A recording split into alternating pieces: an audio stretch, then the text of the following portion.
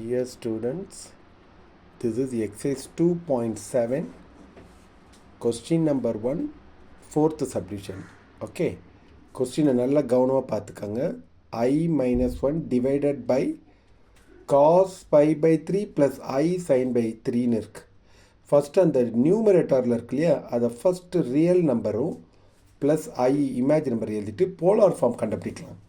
இது ஆல்ரெடி நம்ம பண்ணியிருக்கோம் இல்லையா, கொஸ்டின் நம்பர் 1ல் சப்டிவிஷன் 1, 2, 3ல் அதே ஐடியா தான்.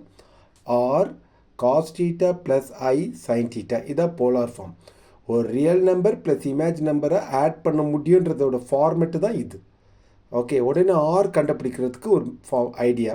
ஆர் என்னது, மாடுலஸ். பப்ளிக்கில் ஆர் கண்டுபிடிக்கிறதுக்கு ஃபைன் த மாடுலஸ் கேட்டால் நீங்கள் ஆர் கண்டுபிடிக்கணும். மாடுலஸ் சொன்னேன். ஓகே, ரூட் ஆஃப், உடனே இந்த ரியல் நம்பரை ஸ்கொயர் பண்ணணும், இமேஜினரி நம்பரையும் ஸ்கொயர் பண்ணணும். பண்ணிங்கன்னா ரூட் 2. ஆர் வேல்யூ கிடைச்ச உடனே இப்போ இங்கே இருக்க சிம்பிள் நமக்கு வேணும். ஒன்று மைனஸ், ஐ கூட இருக்கிறது ப்ளஸ். அப்போ ஒன்று மைனஸ் ஒன்று ப்ளஸ்னால் இந்த 4 குவாட்ரன்ஸில் எந்த குவாட்ரண்ட் வரும்? மைனஸ் ப்ளஸ்னால் செகண்ட் குவாட்ரண்ட். இது first quadrant, second, third, fourth. அப்போ செகண்ட் குவாட்ரண்ட். ஓகே, உடனே இது எழுதிடணும். Theta lies in second quadrant.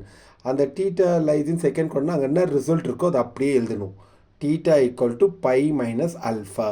இந்த அல்ஃபா கண்டுபிடிக்க ஃபார்முலா என்ன? tan இன்வர்ஸ் மாடுலஸே போட்டுங்க, அதான் கொஞ்சம் சேஃப்டி உங்களுக்கு.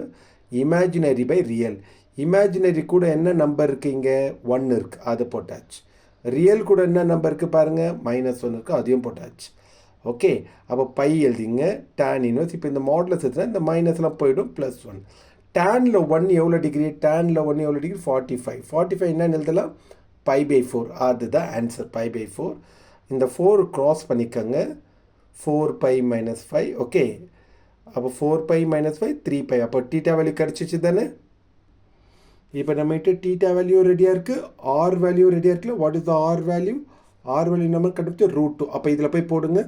-1 + i, ஆரோட வேல்யூ √2, தீட்டாவுடைய வேல்யூ என்ன? 3π/4. இங்கேயும் i sin 3/4 போட்டுட்டு, இன்னும் சம்மு முடியல. சம்மு முடிஞ்சால் தான் நம்ம ஆட் 2k போடணும். ஞாபகம் இருக்கா? போலார் ஃபார்ம் முடியும் போது தான் 2k. சம் முடியல, பிகாஸ் இங்கே டினாமினேட்டர் வேறு இருக்குது. ஓகேவா? இவ்வளோ நேரம் நம்ம நியூமரேட்டரை தான் கண்டுபிடிச்சிங்க.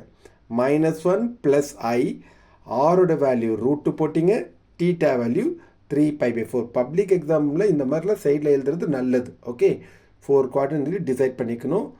Okay, that's all. இப்போ இந்த தீட்டா வேல்யூ இதில் போட்டிருக்கு. போட்டோன்னே இப்போ பாருங்கள், கண்டினியூ பண்ணலாம். ஆல்ரெடி அப்போது 1 + i, ஆர் இடத்துல √2 போட்டோம், தீட்டா இடத்துல cos 3π/4 போட்டு இது முடிச்சிட்ட பிறகு ஒரிஜினல் கொஸ்டின் எழுதியிருக்கிறோம். I - 1 இதான் ஒரிஜினல் கொஸ்டின். இதோட ஆன்சர் தான் நீங்கள் மேலே கண்டுபிடிச்சி வச்சுருக்கீங்க, அதை எழுதிட்டீங்க.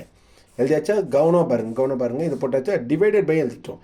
இப்போ நான் பண்ணக்கூடிய இந்த மெத்தட் இருக்கு இல்லையா, இது பேர் ரெக்டாங்குலர் ஃபார்ம்.